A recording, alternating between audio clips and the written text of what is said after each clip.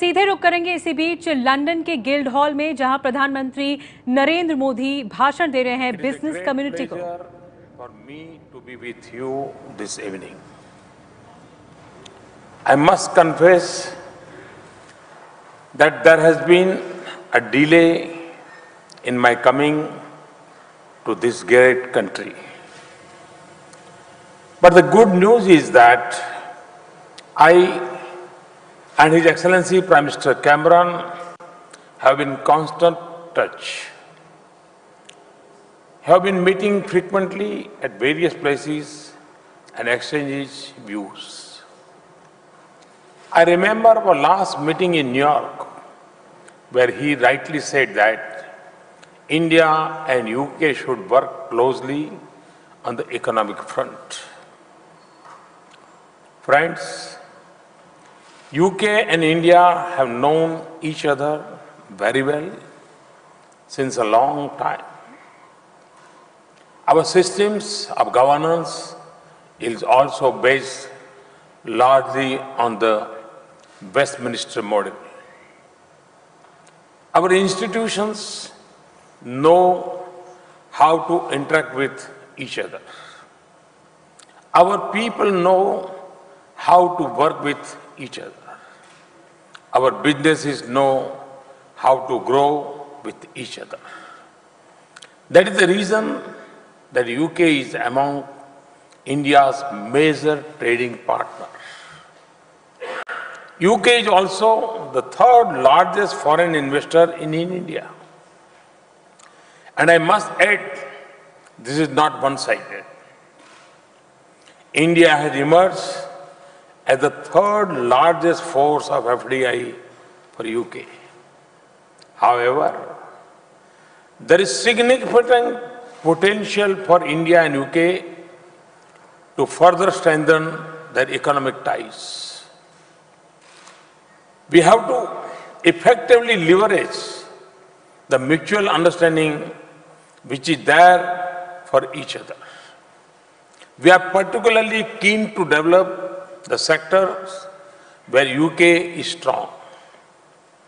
We are working hard to create conducive conditions for this engagement. A strong Indian community here keep pushing us for better and better integration with UK. Friends, since my government took over, we have been working relentlessly to put the economy on track. Particularly, we have worked very aggressively to make India an easy and simple place to do business. We believe that this is necessary for improving the lives of ordinary citizens in India. The results of our hard work are now visible. IMF chief has recently said that India is among the few bright spots in global economy today. Our growth rate in the last year was 7.3%. The World Bank has very recently projected our growth rate at 7.5% for this fiscal and even better in the coming years. Thus, we are fortunate to be sailing in the right direction. In the World Bank report of 2016 on ease of doing business, India has moved up by 12 ranks at one go. No other major economy has made such a big improvement. We are also committed to take these corrections at the state, district and city level. States are moving hand in hand with the federal government in this task in the spirit of cooperative and competitive federalism. Recently, we did a ranking of our state governments on ease of doing business with the help of the World Bank Group. This has prompted the state governments into a healthy competition among themselves to ensure a business-friendly ecosystem. This was for the first time that the World Bank involved itself in a sub-national exercise on ease of doing business.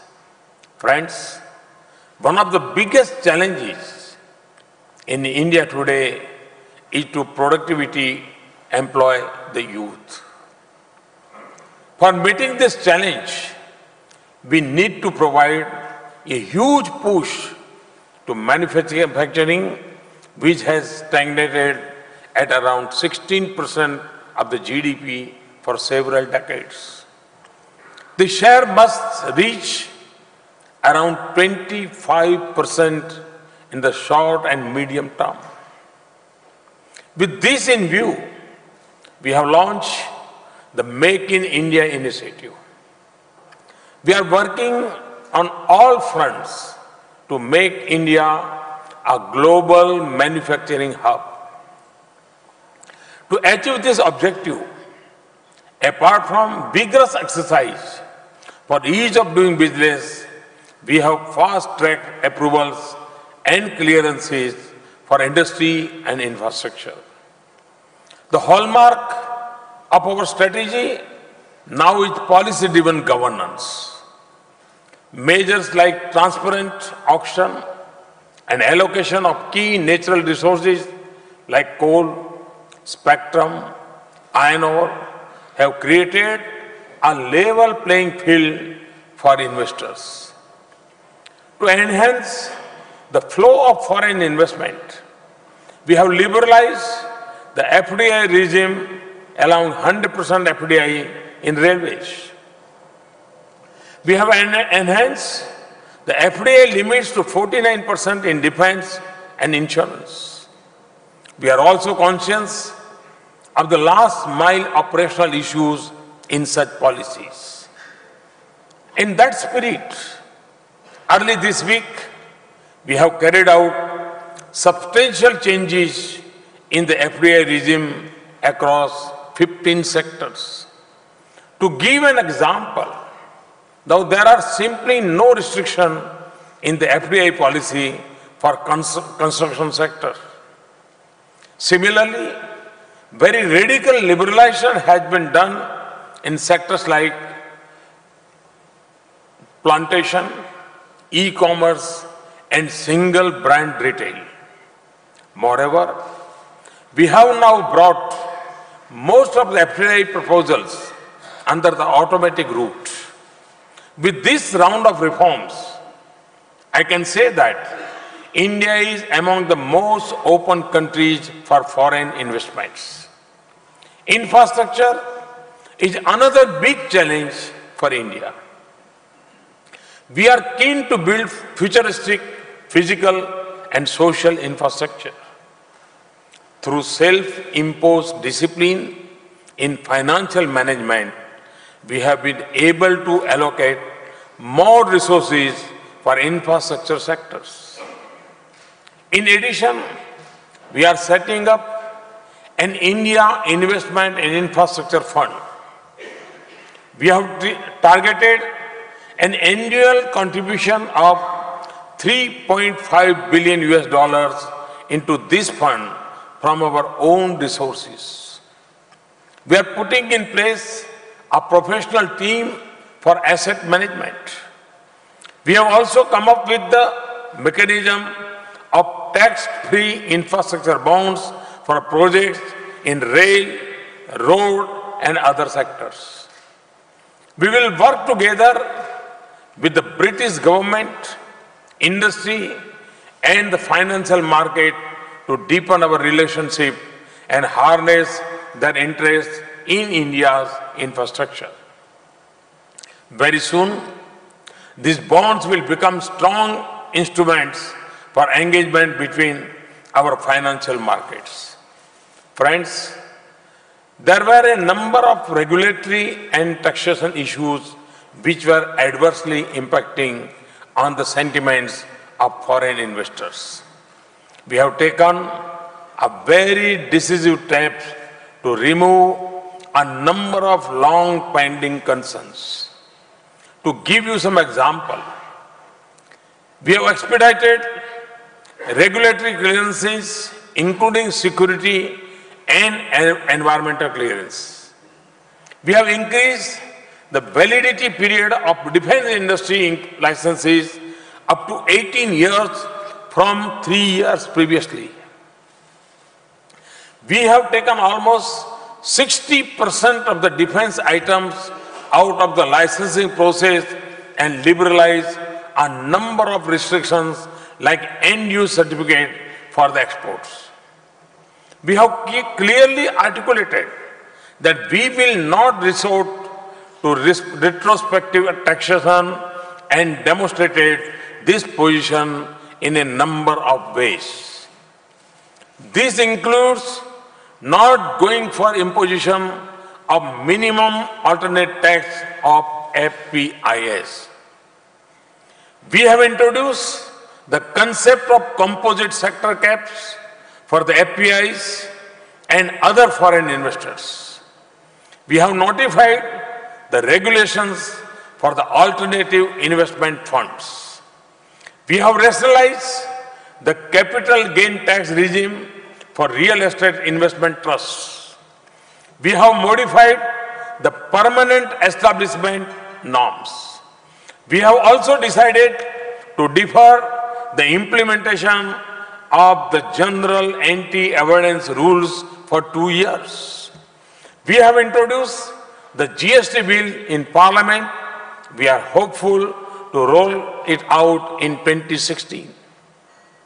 We are working on a new bankruptcy code. The company law tribunal is soon going to be formed. Friends, we want to make sure that our tax regime is transparent and predictable. We are also keen to see that genuine investors and honest taxpayers get quick and fair decisions on tax matters. As a result of our initiatives, the sentiments for private investment and inflow of foreign investment have turned positive. FDI inflows have gone up by 40% compared with previous year's corresponding period. India has been recently ranked as the most attractive investment destination by Ernst & Young.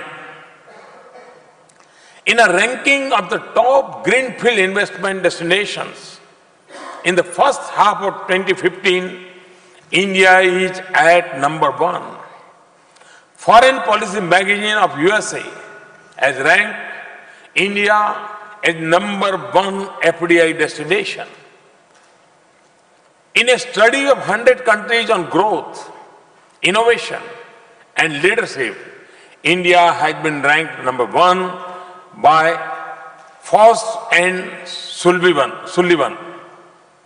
India has improved its UNCTAD ranking of investment activeness from 15th to 9th.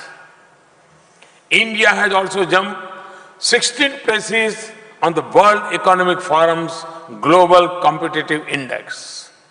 Moody's have upgraded the rating of India as positive. Thus, just 18 months, we have successfully restored the credibility of India in the eyes of global players. Through PPP, we are encouraging private investments in areas where earlier only government used to invest. We are also divesting our stake in the public sector enterprises to instill market discipline. We are keen to learn from your experience in structuring and implementing PPP projects. I am personally convinced and want to assure you that India is committed to protect intellectual property rights of all innovators and entrepreneurs.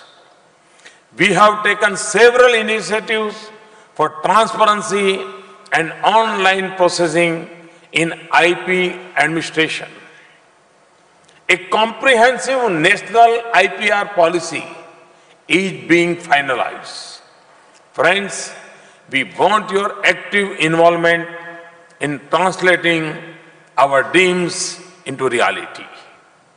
Our commitment and aggressiveness to achieve the goal in a faster and effective manner offers immense opportunities to British companies. These opportunities range from building 50 million houses to setting up 100 smart cities, modernization of railway network, and redevelopment of station to new railway corridors. Generation of 175 gigawatt of renewable energy to transmission and distribution networks. From national highways and bridges to metro rail networks. Such a huge potential for creation of infrastructure and production of goods will not be available in any other country. More importantly, no one place on the earth can offer the potential for usage and consumption on such a massive scale. We are trying to harness this potential through our policies and people. The campaigns like Digital India and Skill India are designed to prepare the people to take part in this process. To tap their energy fully, we have also launched the Startup India campaign. We have witnessed massive growth in the number of startups in the recent past. Some of these have already begun to challenge established global players. Friends, India is on the threshold of a big IT revolution. We are encouraging it to fast-track the services to our 1.25 billion people. New technology and renewable energy is our new mantra. Whatever we do, we'll do in a cleaner and greener way. Energy efficiency, water recycling, waste to energy, Clean India, and river cleaning are among those initiatives. These initiatives provide additional avenues for investment in modern technology and human resources. Ours is a country of the vibrant youth and a rising middle class. There is a huge domestic market in India. I have been saying that 3 Ds of democracy, demography, and demand is our basic strength. Moreover, talented young minds in India have now begun taking risks. They are preferring to become entrepreneurs. Thus, we have moved forward from D to E, which is entrepreneurship. Friends, necessary condition for take-off the Indian economy we have been created. Never before was India so well prepared to absorb talent, technology, and investment from outside. I can assure you that it will get better and better in the coming days. We will be open to welcome your ideas, innovations, and enterprises. We are open to carry out necessary corrections in our policies and procedures. Given the visionary and dynamic leadership of Prime Minister Cameron and his interest in India, I am personally eager to work with the British government and companies. With these words, I welcome you to India. I assure you of my personal care in making your dreams a reality. Many of you belong to India. Many of you are in India already. But for those who are not there, I must say that at this point of time, it is wiser to be in India.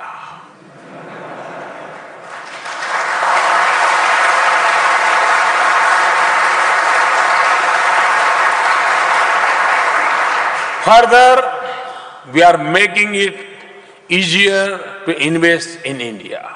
And believe me, we are making it even better to make in India.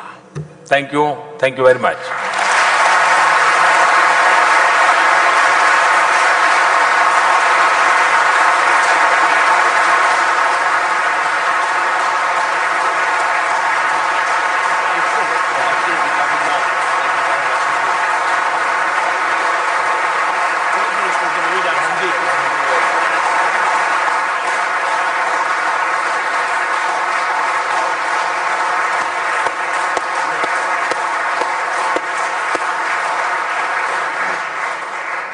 Well, Prime Minister, I hope you sense from the warmth of the response, the applause in this room, how incredibly welcome you are in this great city, in this United Kingdom. हम make in India के कदम के साथ बेहतर तरीके से आगे बढ़ रहे हैं। इसी बात यही आखिरी बात थी प्रधानमंत्री नरेंद्र मोदी की। बिजनेस कम्युनिटी को, एक व्यापारिक समुदाय को संबोधित कर रहे थे प्रधानमंत्री नरेंद्र मोदी। लंदन के गिल्ड हॉल में जो ओल्ड लाइब्रेरी है वहां पर प्रधानमंत्री संबोधित कर रहे थे। आर्थिक मोर्चे पर किस तरह भारत प्रतिबद्ध है, ये बात दोहराई प्रधानमंत्री नरेंद्र मोदी ने। भारत में विदेशी निवेश आसान हुआ है, जिस तरह से एफडीआई के नियमों में बदलाव हुआ, सीमा बढ़ाई गई कई क्षेत्रों में, इस बात का भी जिक्र किया। रेटिंग एजेंसियों ने भी भारत को बेहतर बताया है, मूडीज का जिक्र किया। इसके अलावा ये भी बताया कि वर्ल्ड फोरम में जो फोर्ब्स की सूची आई है उसमें 15वें से 9वें स्थान पर हम आ गए हैं। निवेश के लिहाज से भारत एक अट्रैक्टिव डेस्टिनेशन है, इस तरह से प्रधानमंत्री ने अपनी बात दोहराई और ये कहा कि हम भारत को ग्लोबल मैन्युफैक्चरिंग हब बनाना चाहते हैं। इसी वजह से उन्होंने इन्वाइट किया, आमंत्रित किया वहां पर बिजनेस कम्युनिटी को कि वो आए और भारत में निवेश करें।